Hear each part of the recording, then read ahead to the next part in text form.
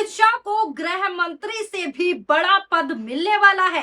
क्या नरेंद्र मोदी अपनी ताकत किसी दूसरे नेता के साथ साझा कर सकते हैं? और अगर ऐसा होता है तो क्या अमित शाह होंगे डिप्टी पीएम यानी कि डिप्टी प्रधानमंत्री या फिर नीतीश कुमार? ये सवाल अब सोशल मीडिया पर ट्रेंड कर रहा है। अगर अमित शाह को डिप्टी प्रधानमंत्री बना दिया गया यानी कि उप प्रधानमंत्री, तो क्या एनडीए में बड़ा भूचाल आ जाएगा? क्या चंद्रबाबू नायडू और नीतीश कुमार नाराज हो सकते हैं?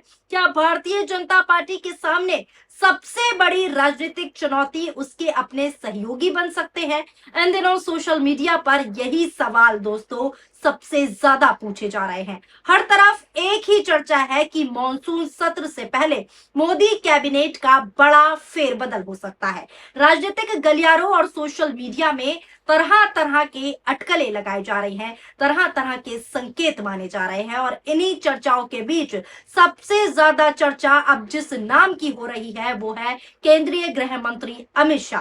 कहा जा रहा है कि अमित शाह का राजनीतिक कद और बढ़ सकता है, उनका प्रमोशन होने जा रहा है, उन्हें डिप्टी पीएम का पद दिया जा सकता है। लेकिन सवाल दोस्तों यहाँ ये है कि जो नेता पहले से ही बीजेपी में प्रधानमंत्री नरेंद्र मोदी के बाद सबसे ज्यादा ताकतवर माना जाता है, जो गृह मंत्रालय जैसे सबसे अहम मंत्रालय की जिम्मेदारी संभाल रहा है, जो सहकारिता मंत्रालय का भी नेतृत्व कर रहा है, उसका प्रमोशन आखिर कैसे होगा? अगर अमित शाह को डिप्टी प्रधानमंत्री बनाया जाता है तो सबसे बड़ा सवाल होगा कि क्या एनडीए के सहयोगी दल क्या करेंगे, क्योंकि इस समय भारतीय जनता पार्टी पूर्ण बहुमत में नहीं है।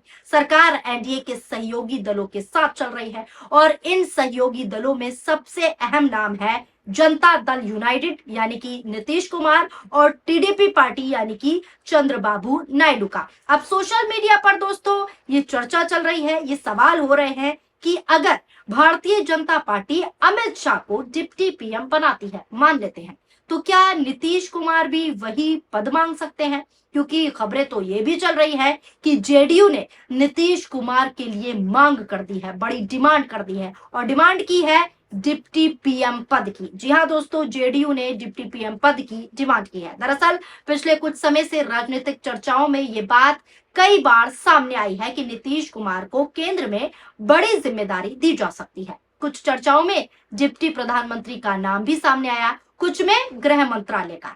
ये खबर भी चली थी, ये मैंने भी आपको दिखाई थी, एक बार फिर से दिखा देती हूँ। नीतीश कुमार को डिप्टी पीएम या फिर गृह मंत्री, बीजेपी से किसने कर दी ये बड़ी मांग? एक और हेडलाइन देखिए, नीतीश कुमार के कैरियर में होगा एक और बदलाव, लग रहे हैं कई कयास। यानी कि दोस्तों प्रधानमंत्री नरेंद्र मोदी और केंद्रीय गृह मंत्री ने बीते दिनों राष्ट्रपति द्रौपदी मुर्मू से मुलाकात की थी, ये आप भी जानते हैं। इस मुलाकात के बाद मोदी कैबिनेट में फेरबदल की चर्चा तेज हो गई। लगातार फेरबदल होने वाले हैं, ये खबरें चल रही हैं। इस फेरबदल में जेडीयू अध्यक्ष व बिहार के पूर्व सीएम नीतीश कुमार मोदी कैबिनेट में शामिल हो सकते हैं, ये चर्चाएं भी चली। अब ये भी चर्चा होने लगी कि नीतीश कुमार को मोदी सरकार डिप्टी पीएम बना सकती है। हालांकि नीतीश कुमार को लेकर ये अटकलबाजी कोई नई नहीं है। इससे पहले जब उन्होंने बिहार के मुख्यमंत्री पद से इस्तीफा दिया था, उस टाइम भी ये बात जोर पकड़ रही थी, ये बातें जोरों शोरों से चली थी कि उन्हें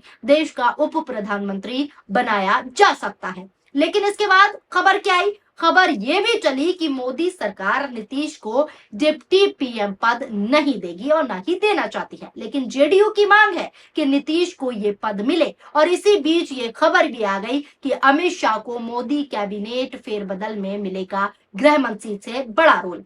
मजबूत है बायोडाटा, यह हेडलाइन मैं आपको दिखा रही हूँ खबर की। रिपोर्ट देखिए, प्रधानमंत्री नरेंद्र मोदी 12 बतौर पीएम पूरे करने के बाद निर्वाधित तौर सर्वाधिक लोकप्रिय बने हुए हैं। तो वहीं दूसरी तरफ केंद्रीय गृह मंत्री और देश के पहले सहकारिता मंत्री अमित शाह ने भी राष्ट्रीय राजनीति में अपने कौशल के साथ नेतृत्व को लोहा मनवाया है। संभावना है कि खुद अपना 15 किलो वजन घटाने वाले अमित शाह का राजनीतिक वजन बढ़ सकता है, यानी उनका प्रमोशन हो सकता है। ऐसी संभावना के पीछे जो है असली वजह यह है कि उन्हें पीएम मोदी के संभावित मंत्रिमंडल फेरबदल को इसलिए भी अहम माना जा रहा है कि उन्हें पीएम यानी कि उप पीएम पद दिया जा सकता है कि ये शायद 2019 के चुनावों तक पहला और आखिरी फेरबदल हो सकता है, इसलिए ये फेरबदल खास भी है। चर्चा यह भी है कि उनकी भूमिका और बड़ी हो सकती है। अब जरा सोचिए, अगर अमित शाह को डिप्टी पीएम बनाया गया तो क्या जेडीयू इसे आसानी से स्वीकार करेगी?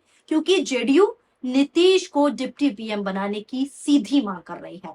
सवाल यह भी है कि क्या टीडीपी भी पूरी तरह संतुष्ट रहेगी इस फैसले से, या फिर दोनों दल भी अपने हिस्से की बड़ी भूमिका मांगेंगे? यही वो सवाल है जिसने सोशल मीडिया की बहस और तेज कर दी है। अब आते हैं सबसे बड़े राजनीतिक सवाल पर, और वो सवाल ये है कि अगर बीजेपी ने अमित शाह को बड़ा पद दिया, यानी कि डिप्टी सीएम, माफ कीजिएगा, डिप्टी पीएम का पद दिया, और दूसरी तरफ नीतीश कुमार को वो महत्व नहीं मिला जिसकी चर्चा हो रही है, तो क्या होगा?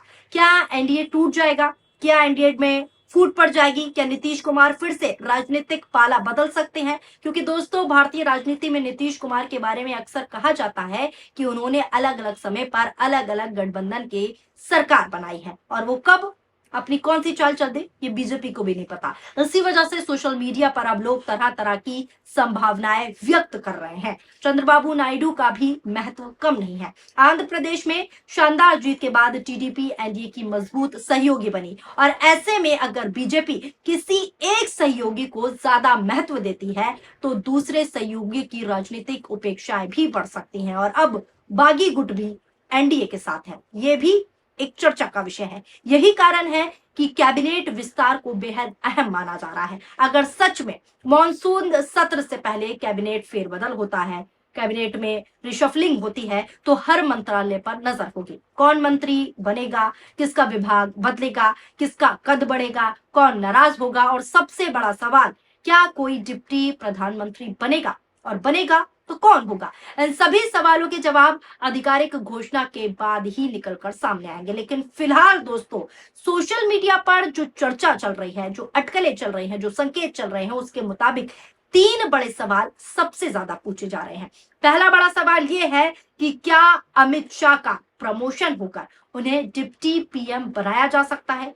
दूसरा बड़ा सवाल जो सोशल मीडिया पर चल रहा है वो ये है कि अगर ऐसा हुआ तो क्या नीतीश कुमार भी उसी पद की मांग करेंगे? क्योंकि जेडीयू सीधे मांग कर रही है कि नीतीश को डिप्टी पीएम पद दिया जाए। और तीसरा बड़ा सवाल, क्या इससे एनडीए में तनाव पैदा हो सकता है? इन सवालों के जवाब अभी भविष्य के गर्भ में है। अब देखना यह दिलचस्प होगा कि प्रधानमंत्री नरेंद्र मोदी की कैबिनेट में फेरबदल में क्या फैसले लिए जाते हैं। क्या अमित शाह की भूमिका और बढ़ती है? क्या सहयोगी दलों को बड़ी जिम्मेदारी मिलती है, या फिर सारी चर्चाएं केवल चर्चाएं ही साबित होती हैं? आपको क्या लगता है दोस्तों? आप अपनी राय कमेंट के जरिए जरूर बताएं कि क्या अमित शाह को डिप्टी प्रधानमंत्री बनाया जाना चाहिए? क्या नीतीश कुमार भी इस पद के दावेदार हो सकते हैं? और अगर ऐसा हुआ तो क्या एनडीए मजबूत होगी, या फिर अंदर ही अंदर मतभेद बढ़ेंगे? आप अपनी राय कमेंट के जरिए कमेंट बॉक्स में जरूर दीजिएगा। वीडियो पसंद आई हो तो वीडियो को लाइक कीजिए,